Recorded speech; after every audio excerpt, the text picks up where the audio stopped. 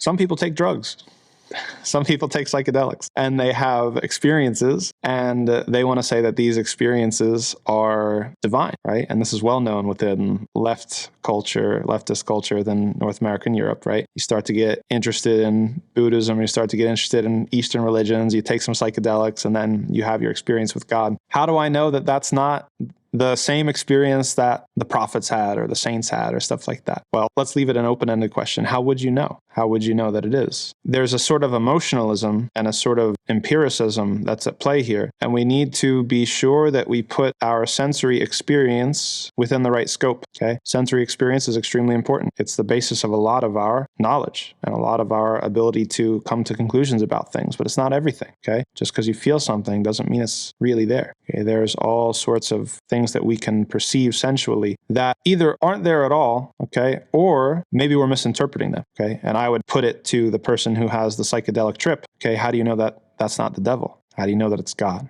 that you were in communion with? And there's many, apocryphal stories we have. We have one story in our tradition, I think Abdul Qadir al-Jilani, and I don't know if this is authentic or not, but the story is sort of amusing and it's also instructive, right? The lesson is instructive, so we can treat it as a fable, where he had a dream, okay, or a vision, and there was this figure that appeared to him and claimed to be either the Prophet Muhammad ﷺ or claimed to be Allah, and told the sheikh, you have reached such a high level of worship that you don't have to follow the Sharia anymore. You don't have to pray anymore. You can go ahead and drink wine. You can go ahead and, fornicate and sleep around and all this sort of stuff. And the sheikh knew right away that that was the devil. Okay, and he called him out and he had his ways of how he tell. And the devil was shocked. He was like, how did you know? And he said, I've tricked so many holy men with the same line. How did you know that I was actually the devil? Right? And the point of the story for our purposes is, how do you know? Right? It's like one of the most tricky things for a human being is the nafs, is the ego, is the self. Allah says in the end of Surah Al-Kahf, who's the biggest loser? The person who spends their life thinking that they're doing good,